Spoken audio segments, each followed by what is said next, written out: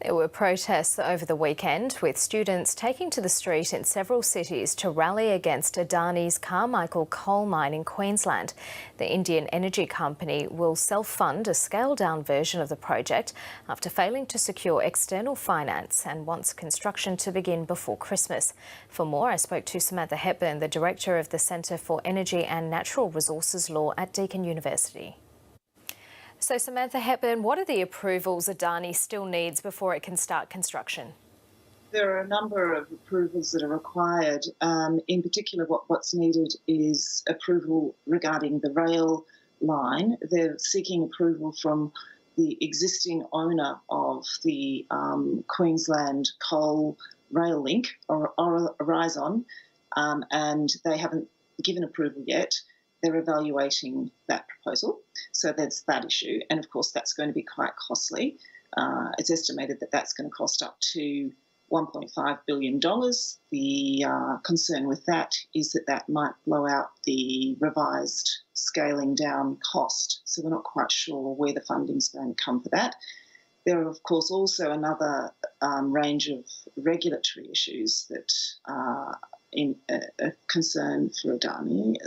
One of them is the fact that the Australian Conservation Foundation has launched an action arguing that the water trigger for the National Environment Act should have been issued or exercised, given the amount of water that is being used for the coal processing. Now that's an issue which is outstanding.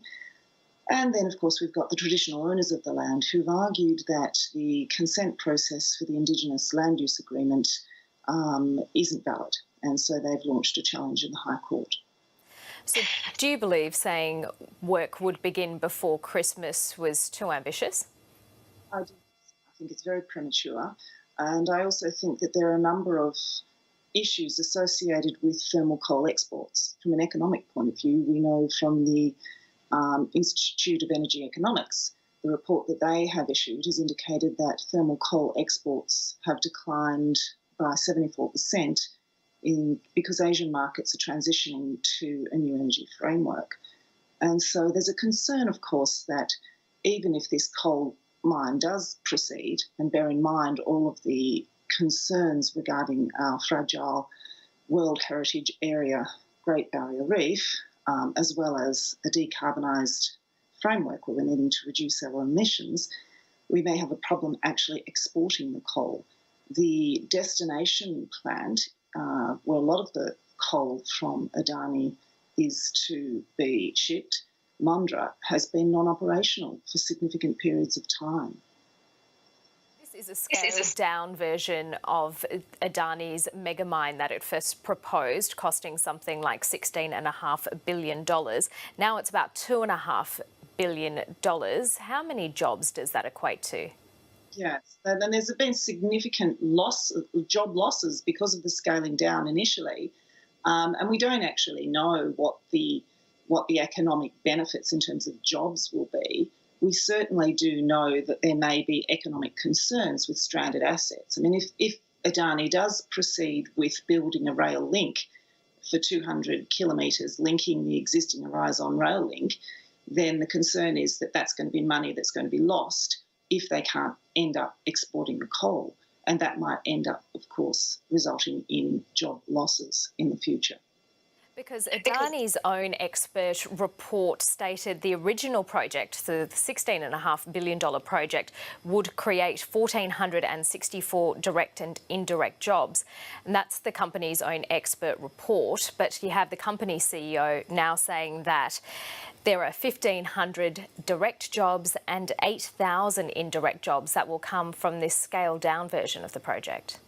Yes, but of course, it's scaled down significantly. I mean, originally in 2010, it was $16 billion.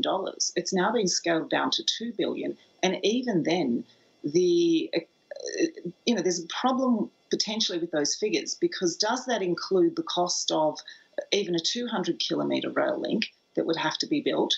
Because you can't have coal if you can't transport it, because, of course, it's an export commodity. So there's concerns there. And if the industry doesn't proceed, of course there's going to be problems with jobs. And just quickly, Samantha Hepburn, do you think this project will go ahead?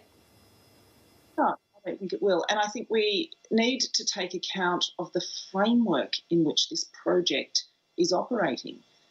We've got cultural concerns, we've got social concerns, we've got enormous environmental concerns.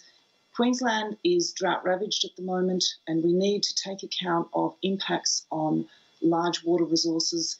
We obviously need to make sure that it's economically viable. So all of these are strong factors that need to be fully and properly evaluated.